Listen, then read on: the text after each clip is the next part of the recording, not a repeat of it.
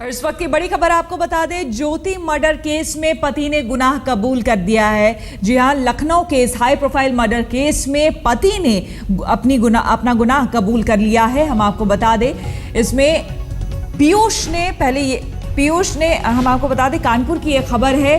पीयूष ने पहले ये कहा था कि उसे कुछ भी इस बारे में मालूम नहीं है। उसने अपनी टी शर्ट नहीं बदली क्योंकि उस पर खून के छींटे थे। लेकिन जो अब बात सामने आई है, खुद गुनाह कबूल कर लिया है पीयूष ने, यानी कि ज्योति की हत्या पीयूष ने ही की है। तो ज्योति मर्डर केस में पति ने कबूल कर लिया है अपना गुनाह। लगातार पुलिस इस पूरे मामले की इन्वेस्टिगेशन कर रही थी और कल रात जो पीयूष की दोस्त है, जिससे कि 5 साल से दोस्ती थी पीयूष की, उससे भी पूछताछ हुई है और अब खुद पीयूष ने गुनाह कबूल कर लिया है।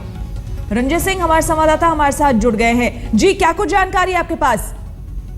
जानकारी क्या है, पुलिस शुरू से ही पीयूष को सस्पेक्टेड मान रही थी और कल जब पुलिस दोपहर में पीयूष को गिरफ्तार करके अपने साथ ले गई थी, उसके बाद जो पूछताछ की गई थी, जो पुलिस के पास पॉइंट थे, हम सुलझे जो सवाल थे, उसका जवाब पुलिस नहीं दे पा रहा था। उन सवालों में जब उसको घेरा गया, उसके बाद भी कुछ अन्नाकानी करने की कोशिश की, लेकिन जब पुलिस उसकी कार डिटेल के साथ उसकी महिला फ्रेंडों, जो उसके जस्ट एक पड़ोस की जो लड़की है, उसके संबंधों का उजागर किया, उसके मैसेजों की आदान प्रदान की पुलिस को लिए सिखाई गई। उसके बाद पुलिस ने जाके उस महिला से पूछताछ की, लड़की है जो पड़ोस के तंबाकू व्यापारी है, उनकी लड़की है, उससे जाके घर में पुलिस ने पूछताछ की तो पुलिस काफी कुछ हद तक साफ हो गया। फिर पुलिस सोचने को इनकार नहीं कर पाया। बाद में पुलिस रात को 2 बजे पीयूष को फिर अपने कस्टडी में लेके आती है और उसी घर के पास में कच्ची बस्ती में जाके छापा डालती है। ये छापा पीयूष का एक ड्राइवर, उसके घर में छापा डाला जाता है।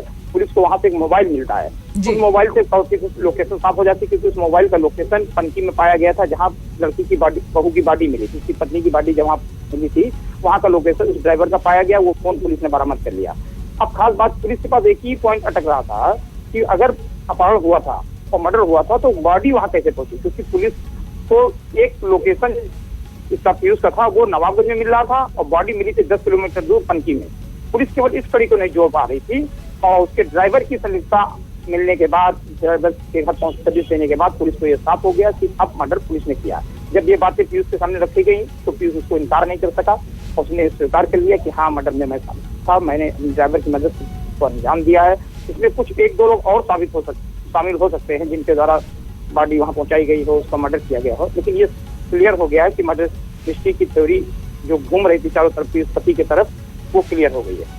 जी रंजय, अभी तक जो खबर सामने आ रही थी और कल तक जो पीयूष कह रहा था कि पुलिस झूठ बोल रही है, इसकी जांच करवाई जाए, यहां तक कि सीबीआई जांच की भी बात कह रहा था, यानी कि अब ये बिल्कुल साफ हो गया है। कल जब पुलिस ने देर रात पूछताछ की पीयूष की उस महिला दोस्त से, तब उसने ये शायद सारी बात कबूली है। आप जरा विस्तार से रंजय हमें बताएं इस पूरी खबर को कि देर रात किस तरह से पूछताछ हुई, उसके बाद किस तरह से फोन बरामद हुआ और कब जाकर पीयूष ने ये गुनाह अपना कबूला है।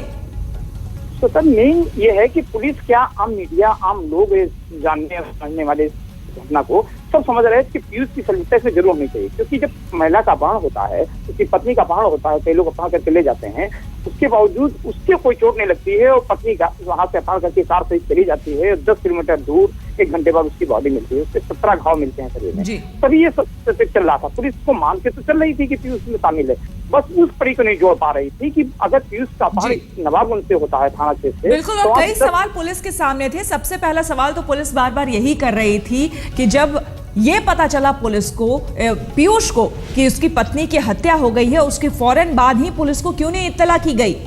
लगभग 1 घंटे या उससे भी देर से पीयूष ने इत्तला की थी पुलिस को, तो ये भी एक अहम सवाल था। आगे भी आपसे हम इस बारे में रंजय जानकारी लेंगे, लेकिन फिलहाल शुक्रिया आपका।